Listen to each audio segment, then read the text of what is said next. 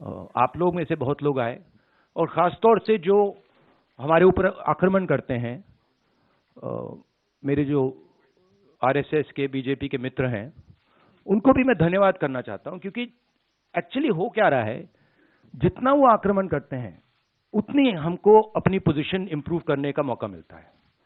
तो मैं चाहता हूं, और मैं सीरियसली बोल रहा हूं, मैं चाहता हूं कि वो थोड़ा और जोरों से करें और अग्रेसिवली करें, तो कांग्रेस पार्टी को और हमें मतलब अपनी जो आइडियोलॉजी है वो अच्छी तरह समझ आए। एक प्रकार से मैं उनको अपना गुरु मानता हूं कि वो मुझे रास्ता दिखा रहे हैं कि क्या नहीं करना चाहिए, रिएक्ट कैसे करना चाहिए, और अच्छी ट्रेनिंग दे रहे हैं मुझे, तो उनका भी मैं धन्यवाद करना चाहता हूं। हिंसा और मोहब्बत में सिमिलैरिटी नहीं होती है, डायमेट्रिकली ऑपोजिट चीजें हैं। मगर बहुत सारे लोग हैं, और उसमें से अखिलेश जी हैं, मायावती जी हैं, बहुत सारे लोग हैं जो मोहब्बत का हिंदुस्तान चाहते हैं, मैं जानता हूं, नफरत का हिंदुस्तान नहीं चाहते हैं। तो रिश्ता तो है उनके साथ, आइडियोलॉजिकल रिश्ता, और भारत जोड़ने का और नफरत को मिटाने का रिश्ता है।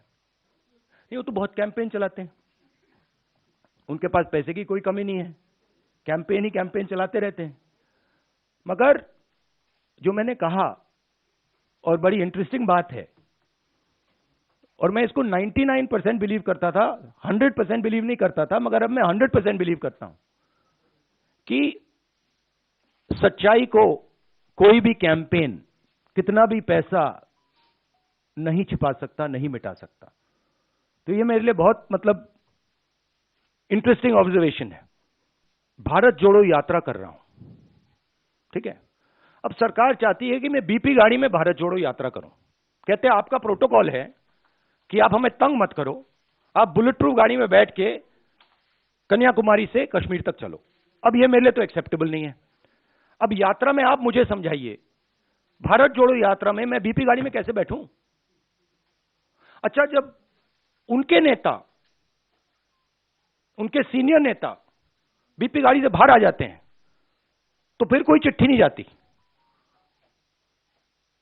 उनके नेताओं ने रोड शो किए हैं, खुली जीप में गए हैं, उनके ही प्रोटोकॉल के खिलाफ है ये। वो मुझे लिख रहे हैं कि भैया आप बीपी गाड़ी से निकल गए। तो उनके लिए प्रोटोकॉल अलग, मेरे लिए प्रोटोकॉल अलग। तो क्या आप चाहते हो मैं स्वेटर पहन लूं? मतलब इससे इतनी डिस्टर्बेंस क्यों नहीं है लोगों को? अच्छा, तो मैं ऐसे करूंगा, यात्रा के बाद मैं वीडियो बनाऊंगा कि टी शर्ट में कैसे चला जाता है और ठंड को कैसे कन्फ्रंट किया जाता है, बना दूंगा आपके लिए। ये आपने स्वेटर क्यों पहन रखा है? नहीं, इसका कारण ये नहीं है। इसका कारण ये है कि आप सर्दी से डरते हो।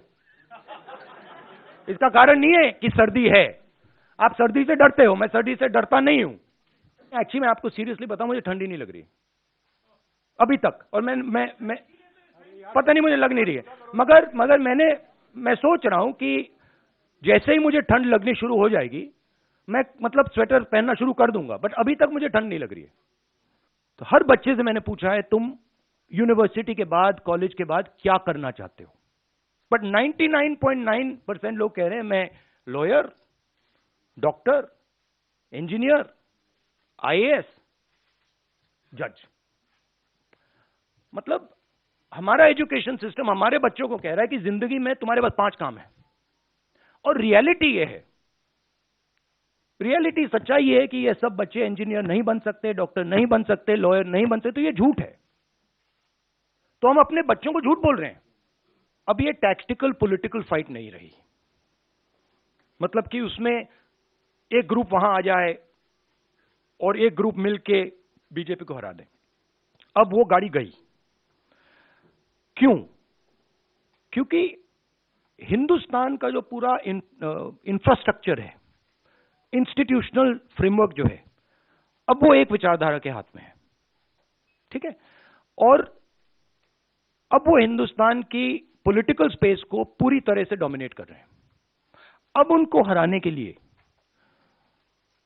एक विचारधारा की जरूरत होगी। और मैं ऑपोजिशन की बहुत रिस्पेक्ट करता हूं, और ऑपोजिशन के लोग मुझे बहुत अच्छे लगते हैं। और मगर मैं ये कहना चाहता हूं कि अगर आप समाजवादी पार्टी को देखें तो उनके पास एक नेशनल विचारधारा नहीं है। वो यूपी में जरूर उनकी पोजीशनिंग है और उसको उन्हें डिफेंड करना है, शायद उसलिए ना आए, बट नेशनल विचारधारा नहीं है। समाजवादी पार्टी का आइडिया केरला में नहीं चलेगा, कर्नाटक में नहीं चलेगा, बिहार में नहीं चलेगा। ठीक है, तो एक सेंट्रल आइडियोलॉजिकल फ्रेमवर्क स्ट्रक्चर की जरूरत है, वो कांग्रेस पार्टी